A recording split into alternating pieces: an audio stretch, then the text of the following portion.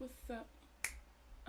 There we go. All right, so we are live right now. We're live on TikTok.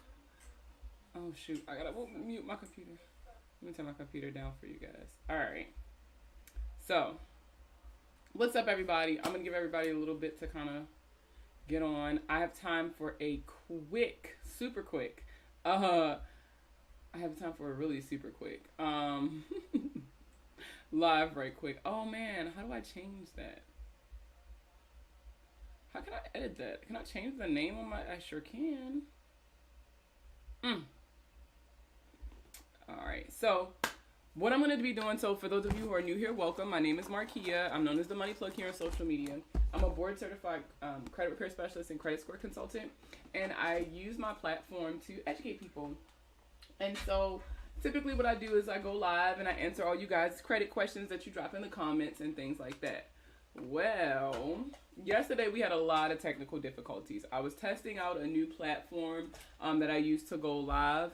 For those of you who have been following me for a while, I used to use StreamYards, but now I'm trying to use, I think it's called like Riverside or something like that. I don't know. But this is my Streamlabs. So I think we might be sticking with this for a while because this is the only thing that I got that's actually worth it, I feel like. But yesterday we had a lot of technical difficulties and we were having some really good discussions. So I really wanted to give you guys the opportunity to ask some more questions here today. Thank you for the hearts. So I'm trying to give you guys another opportunity to ask questions, right? Because that's what I'm all about. So, you get to ask all your questions. So, let me change the name on YouTube. Credit Q&A. Live Sunday Credit Q&A. And I'm just going to save it like that. Boom. Alright, so let's see if that works. Processing abandoned. Oh, that was on something else I was doing. Your channel.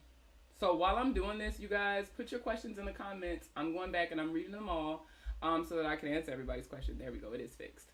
Perfect. Yeah, Riverside. So I've been trying to use Riverside to do my streaming now just because I love some of the features that it has and things like that, but it's not giving what it's supposed to give. Is the credit removal inquiry in the Facebook group? I couldn't locate it. If it's not, then it's available on the website, which is all up and through the Facebook group, as well as my TikTok name is actually my website. So it's themoneyplug.co. So if you go to my website and click on online store, I do offer like some individual letters, or you can just get the entire kit. Every letter that I have online is not available in the group, and every letter that is in the group is also not available online. It's probably written just a little differently, with the exception of the "that's not what I asked for" letter. That is included in the DIY kit. But honestly, I just type letters up and kind of add them to the group files. So there's no telling what's in there, if you want me to be honest with you.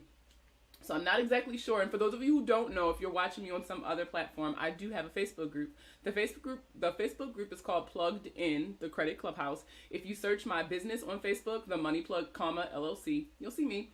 And then under groups, there's two groups. I don't really use the other one yet. I'm waiting on something very specific. But I do use the credit group. It's about almost 2,000 of us so far. So that's really strong. We're almost at a year. So that's really strong for 1 year. It's a lot of growth. And it's a very quiet community, okay? Like, I don't do the drama. We don't sell CPNs here. We don't do advertising here. This is a very safe space for you all to come in and ask your questions and get an answer, like an actual answer, instead of getting a runaround. It's not as big as a lot of these other groups, and I honestly like it that way. I'm very particular about who I add into the group by looking at, if you guys answer the questions or not. Do you guys have any mutuals in the group? That sort of thing. So if you are active on Facebook and you would love to join the Facebook page, I have no problem adding you guys in if you just send a request. Once I get off the live, I'll add you guys in. And I'm letting y'all know now, when my alarm go off today, I gotta get off. I know usually I be playing around and I still be staying on, but no, for real, I gotta get off. I gotta get off once my alarm go off today. So what other credit questions you got? Thank you. I got some duplicate hard inquiries while car shopping this summer. And that honestly happens a lot. And a lot of people think that they're stuck with them just because they're stuck with them, and that's not the case. Whenever you have a bunch of inquiries, especially for a situation like this, if you go to a car dealership and you didn't go with a pre-approval, and so you get all of these inquiries, right? How can you get them taken off? You can either write to the credit bureaus or write to the individual companies, but you'll just write a letter saying, hey, I pulled a copy of my credit report and I'm noticing that you're reporting in hard inquiry. Can I see any proof that you have that I gave you authorization to pull a copy of my consumer report? And if you can't provide me any evidence. Can you kindly delete the inquiry from my consumer report? What this plays on is the law of permissible purpose. Remember, I'm really be on y'all neck about law these consumer protection laws. It plays on the law of permissible purpose, which is a part of the FCRA. The law of permissible purpose states that a company has to have your expressed consent in order to do a hard pull. And I mean, it needs to be written. Like, you have to sign something, usually like an application or something like that, giving them the right to pull your consumer report. And if a company does not keep that on file, if they cannot produce it when asked, then unfortunately for them, they have to remove it, and it comes off your credit report. My best friend is amazing. That is all. No need to say more.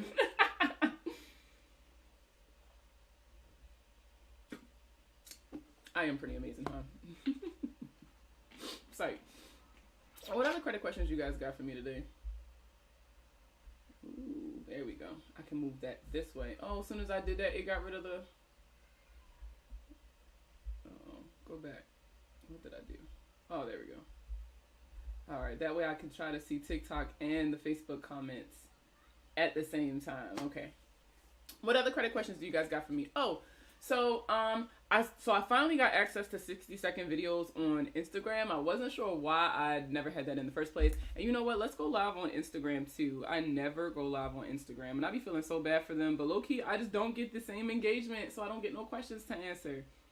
But Instagram has definitely been picking up because, like, I finally got access to the 60-second reels, and so now I can post more of my TikTok content on Instagram for the people who are more active there. Happy Sunday. How do I remove 3 credit reports? I'm guessing these are accounts that have passed the 7-year mark. So a lot of people think that an account has passed the 7-year mark, but they're not using the right date to calculate that. So what you're going to want to do, if it is an account that has a balance, you're going to want to look at the date of first delinquency. Hold on, let me actually go live. I'm going to go live on Instagram before I answer this question because this is a really good question. Okay, so what's up, Instagram? I know I never go live with y'all, but we're going to do it today. So the question was, how do I remove 3 credit accounts that have passed the 7-year mark? So my answer is, are you sure it's past the 7-year mark? Because normally they fall off by themselves. Not to say that they always do. Sometimes you do have to remind the bureaus, but you want to make sure you're calculating the dates correctly. If you have a balance left on this account, then you're going to want to look at the date of first delinquency.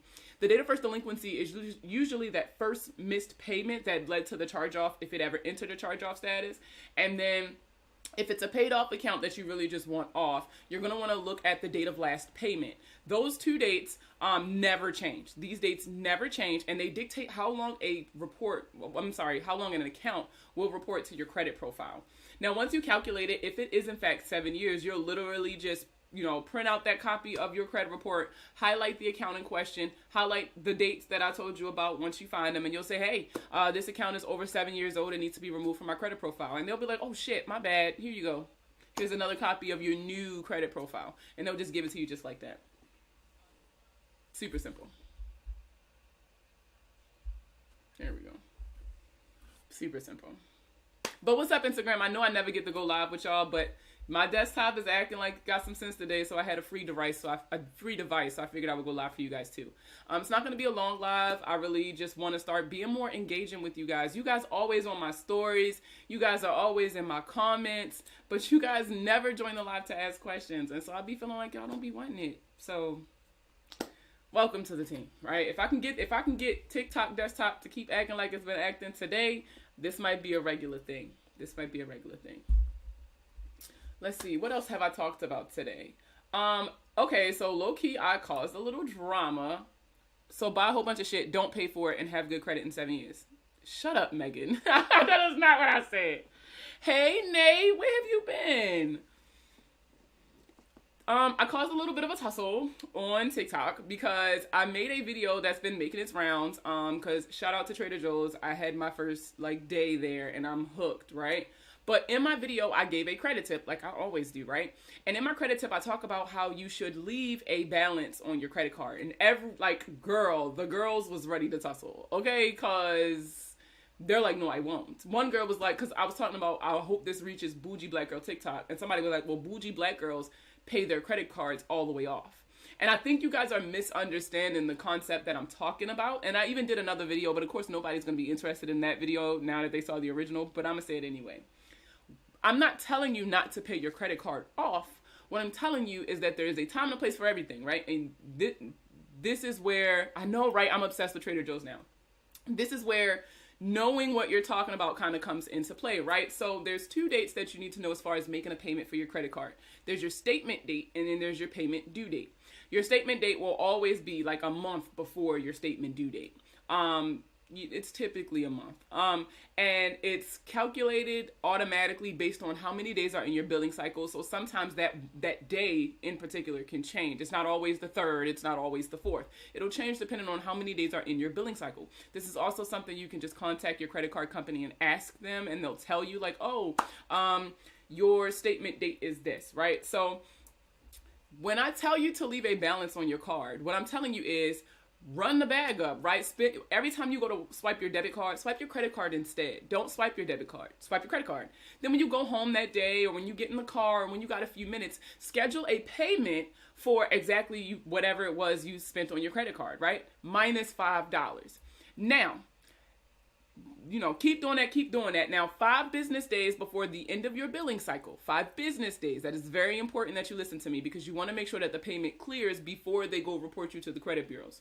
So 5 business days before the end of your billing cycle, what you're going to want to do is you're going to want to make one final payment to get your balance to less than 10%. I know a lot of you look online and it says 30%. And that's kind of like the standard. But if you don't have a 750, you need to be squeezing every point you can get out of every section you can. And so you really want to pay your credit card utilization down a little lower. So when you make that payment before your statement due date, 5 business days, people, because you need to make sure that the payment clears. When you make that payment before your statement date, this is allowing them to charge you a little bit of interest. Now, because it's less than 10% of whatever the overall credit limit is that you have, and this adds all of your accounts together, it's bare minimum interest. In some cases, it's single digit or double digit interest, right? It's not even that big of a deal. I spend more money in Trader Joe's. So you get what I'm saying? So it's not that big of a deal. Now, after my statement date, the only date left is my payment due date. Everybody know what their payment due date is, right? It's the same thing every month, right? So after the statement date, but before the payment due date, then I'll pay the remainder of the card off, because it's already reported to the credit bureaus for the month. So I'm not worried about what my credit utilization is sitting at right now. It's already reported, and it only reports once a month. Does that make sense? You're still paying your card off. It's all about when you pay your cards off. I literally watched your video and knew some people were going to find something negative in it. Because people hear that, you should let them charge you this and let them charge you that. Just the idea of them having to pay more money, nobody wants to hear that. Alexa, snooze for 5 minutes. All right, y'all get me for 5 more minutes. That's it. It made me want to go to TJ, but I can't go in there on the weekends. Too many people. I was shocked. Like, when I went in there, the lady was like, oh, we're usually more crowded than this, but whatever. So, yeah, that was what I was saying in the video. A lot of people heard I pay interest and instantly was like, oh, next slide, she don't know what she's talking about. But I actually do know what I'm talking about. When you increase the transactional history on your credit cards, which is what I'm asking you to do, right? That makes you a more valued client because you're actually using the product. When you guys get these cards and it's just collecting dust, there's no benefit to you or the business. That's why a lot of times your accounts will be closed due to inactivity. Now, when you're using these cards and paying them all down to zero, but for the statement date, you are also not providing a benefit to the company because you're not allowing them to charge you interest or make any kind of money off of you. And I really feel like if you want this to be mutually beneficial, then you really want them to make money off of you, because if they consider the more valuable they consider you, the more things they let you get away with, right? So let's say you got a late payment, right? It was an accident, you completely forgot or something like that. Now, let's say, you guys don't have the best relationship. They've never been able to charge you interest. You barely use your card. They're not going to do you any favors because there's no benefit or no incentive for them to do so. However, by allowing them to charge me interest, even if it's bare minimum interest, I am what is considered a valued client. They make money off of me, so they want my business. They want to keep me as a customer. I also increased my transactional history, so that means, hey,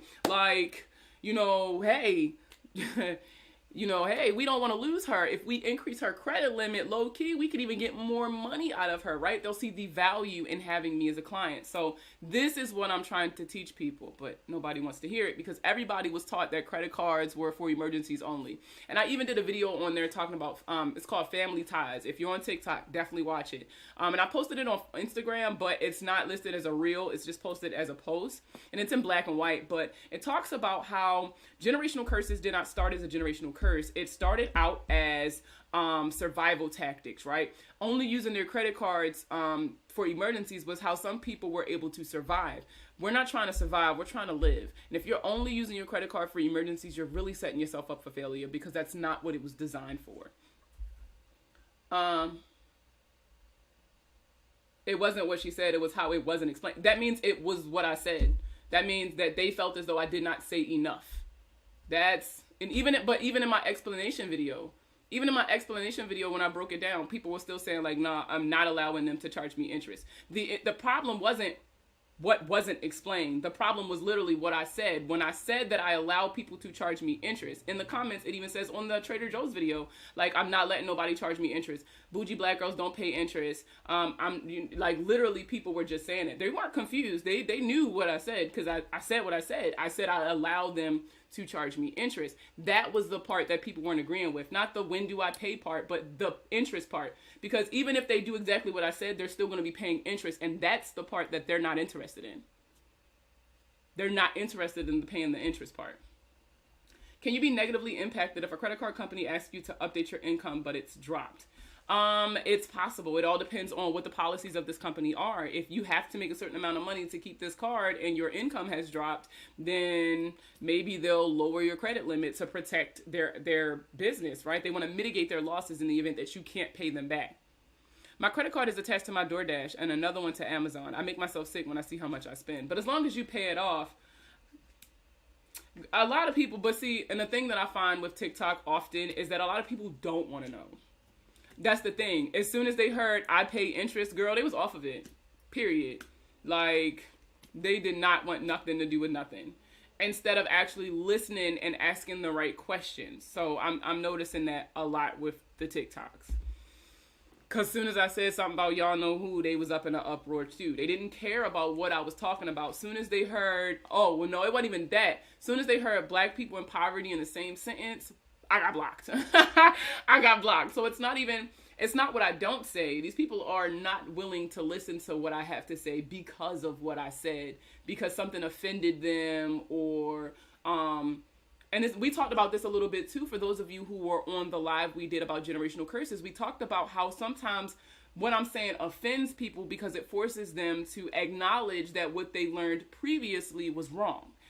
Because when you are trying to break a generational curse, you're confronting all of the people who came before you who did this, right? So in a sense, a lot of people take it as I'm saying your mother's a liar, or abuela lied to you, or your dad taught you wrong, and people take offense to that. It's very hard mentally to overcome these generational curses. Otherwise, everybody would do it. Alexa, snooze for 5 more minutes. Y'all got me for 5 more minutes, and that's it. I gotta go. Okay. Snoozing for 5 minutes. That's great advice. I used to use credit cards for emergencies only also, not anymore. Exactly, T. They don't want to confront the wrong. Like, a lot of people struggle with that, and I see that often, especially in people who want to sign up for services, right? And I'm telling them everything that's required of them, and I'm telling them this is not going to be an easy process. You are not going to see results in 30 days. This is definitely going to be, a process. A lot of people want to skip the mental part and get right to the results, but you have to confront the mindset that got you to the point where you feel as though you need to fix your credit. I tell people that's always the first step, and they still skip it. No matter how many times I say it to people, they skip it. I am about to, I know, don't shut up to you. I don't do me like that. I swear I'm leaving in 5 minutes. Hey girl. But I swear I'm going to start including mental health exercises on my TikTok so that you guys can see what I mean by confronting that negativity. As a matter of fact, I am going to go live tonight at 8 p.m. and we are going to do, yes, I can save this live. I'll go ahead and post it after this. I'm going to go live tonight at 8 p.m. and we're going to do one of the mental health exercises I told you guys about that will really help you combat the relationship that you have with money, to help heal that, because you have to heal that first. So after I get off of here on TikTok, I'm going to go ahead and schedule it for you guys on Instagram. I'll try to make a post and then see if I can set a reminder or something. But all you're going to need is either a pencil and a piece of paper and then something to burn it with, or if you have a plate, right? I usually use a glass plate because I like the sound that it makes when it breaks. But I'll get a glass plate and a Sharpie and then a plastic bag to break the plate in when we're done, because I don't want to clean up the mess. So I'm just going to break it in the bag. But so yeah, y'all come and do that. it's important. It's important to learn so that you can hopefully not make those mistakes in the future. Exactly. Being in the credit repair field, what is the biggest lesson you learned? The biggest lesson that I learned as a credit repair specialist is that people don't want the truth. People want what's easy. And at first it was very offensive. People telling me they didn't want to use me once I told them what will actually happen. I get so many people in my DMs who send me TikTok videos or Instagram videos that they found. And they're like, people like, you can get results in 10 days. You can get results in 15 days. I can get you results tonight. And they're like, well, can you do this for me? And I'll pay you X amount of money. And I'm like, no, sorry, I can't. And then stop talking. They ghost me, or they go through the entire process. We meet and I tell them like, this is what we're going to do. And this is your responsibilities as my client. And they're not with it. And I get it. Everybody knows what their limit is. And if what I'm asking you to do is too much, you have every right to walk away. However, it really used to offend me because I'm like, yo, I'm literally telling you guys the truth and it's like you don't want to hear it. But again, this kind of goes back to people don't want the truth. They want to be comfortable. They want easy. These people are desperate. And so sometimes what the truth is, it's hard to confront. It's hard to swallow because, you know, they want results right now. You know, buying a house is in right now, right? Buying a house is like the new fresh thing. And so everybody wants to buy a house. Like you didn't make it unless you bought a house. Like the girls who get it, right? That part. And so people are willing to do anything to get these homes. And I learned not to take that personally anymore. The client for me is the client for me. I'm not in the business of convincing people. I'm not in the business of talking down on others so that you can only use me. I even have a list that I recommend to people who I don't feel are a good fit for my business. I had to be okay with being told no for the right reasons. And then I had to be okay with telling people no for the right reasons. So that's probably like the biggest lesson I've learned as a credit repair specialist. Girl, yeah. They like living in the illusion of lies. I got this plate from Family Dollar Tea, so I don't mind. It's not like one of my good plates. It's just, I literally bought the plate for this exercise and just, I was supposed to have been recording this a long time ago. So yeah, I just haven't yet. But I'm going to get out of here so that I can schedule these 8 o'clock lives. So I'm going to be live on everything y'all see me on now. I'm literally going to be live at 8 p.m. So you guys don't want to miss it. We're going to be doing the exercise together, right? So that you guys can see me do it as well, right? I'm not the best. So we'll do it together. And then we'll also, of course, do a Q&A and whatever other questions you guys have, we'll go over. But I got to get out of here. As always, if I don't see you guys later, I will see you later in the week. Like I always say, live every day like it's your last, but pay your bills and